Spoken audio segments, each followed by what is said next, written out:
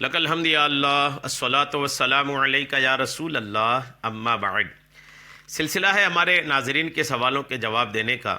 خیال رہے کہ ہمارے ناظرین ہمارے چینل کے ویڈیوز کے کمنٹس میں اپنے سوالات کو لکھتے ہیں، ہم ان کے سوالوں کے جوابات پیش کرنے کی سعادتیں حاصل کرتے ہیں۔ دیگر ناظرین سے عرض ہے کہ آپ بھی اپنے سوالات کو ضرور لکھا کریں، انشاءاللہ ہم آپ کو بھی آپ کے سوالوں کے جواب پیش کرنے کی ضرور سعادتیں حاصل کریں گے۔ ہمارے ناظرین میں سے کنہوں نے نیپال سے ہیں انہوں نے سوال کیے ہیں کہ اگر فرش صاف ہے تو فرش پر نماز پڑھنا بہتر ہے یا جا نماز پر؟ فرش جو ہے چاہے وہ مسجد کا ہو چاہے گھر کا ہو، صاف ہے، پاک ہے، کلین ہے، کلیئر ہے اور جا نماز بھی ہے، تو ایسی صورتحال میں فرش پر نماز پڑھنا بہتر ہے یا جا نماز پر؟ یہ ان کا سوال ہے۔ میں انشاءاللہ آپ کو جواب پیش کرتا ہوں، توجہ کے ساتھ سنیے۔ یاد رکھیے گا کہ نماز کا تعلق جہاں تک ہے تو کھلی زمین پر سجدہ کرنا مصلی پر سجدہ کرنے سے بہتر ہے۔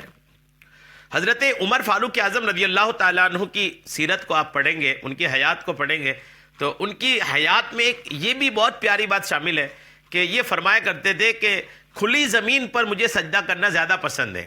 کیوں؟ کھلی زمین پر جب میں سجدہ کروں گا تو پیشانی پر جو مٹی کے دھول کے جو نشانات ہوں گے نا، یہ میری عاجزی کی دلیل ہوں گی، اور میں اپنے خدا کے سامنے، اپنے رب کے سامنے اپنے چہرے کو خاک آلود کروں گا، مٹی دھول لگاؤں گا۔ تو یہ حضرت عمر فاروق اعظم کی سوچ تھی کہ حضرت عمر فاروق اعظم جا نماز سے یا کسی چیز پر سجدہ کرنے سے بہتر کھلے پر سجدہ کرنا پسند فرماتے تھے۔ یاد رکھیے گا، بات جائز ناجائز کی نہیں ہو رہی ہے۔ کوئی اس سے یہ نہ سمجھ لے کہ جا نماز میں نماز پڑھنا ہی غلط ہے، ایسا نہیں ہے۔ جا نماز اپنی جگہ ہے، بس یہ کہ جا نماز اگر ہے تو اس پہ دھیان دینی چاہیے کہ جا نماز ایسا ہو جس پر کوئی مسجد کا عکس نہ بنا ہو، کعبے کا عکس نہ بنا ہو، گنبد خضرا کا عکس نہ بنا ہو، مسجد اقصی کا عکس نہ بنا ہو۔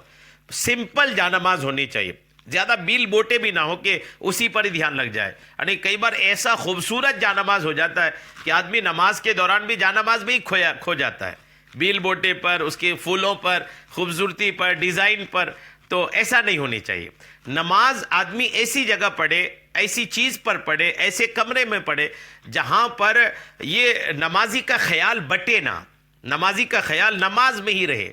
اسی وجہ سے فقہاء کرام نے، علماء کرام نے مسجد کی جو دیوار قبلہ ہے، مسجد کی جو قبلہ طرف کی دیوار ہے، اس دیوار پر نقاشی کرنے، کام کرانے، بہت زیادہ ڈیزائن کرانے سے فقہاء کرام نے منع کیا تھا۔ آج یہ لوگ اس کے خلاف کر رہے ہیں، عموماً لوگ دیوار قبلہ کو ہی سجاتے ہیں، لیکن فقہاء کرام نے منع کیا تھا۔ وجہ یہ تھی کہ زیادہ اگر اس میں نقاشی ہوگی، سجاوٹ ہوگی تو آدمی نماز میں اسی کو دیکھتا رہے گا، اسی پر آدمی کئی بار کھویا ہوا نظر آئے گا، تو اسی میں کھو نہ جائے، اس لیے فقہاء نے منع کیا تھا۔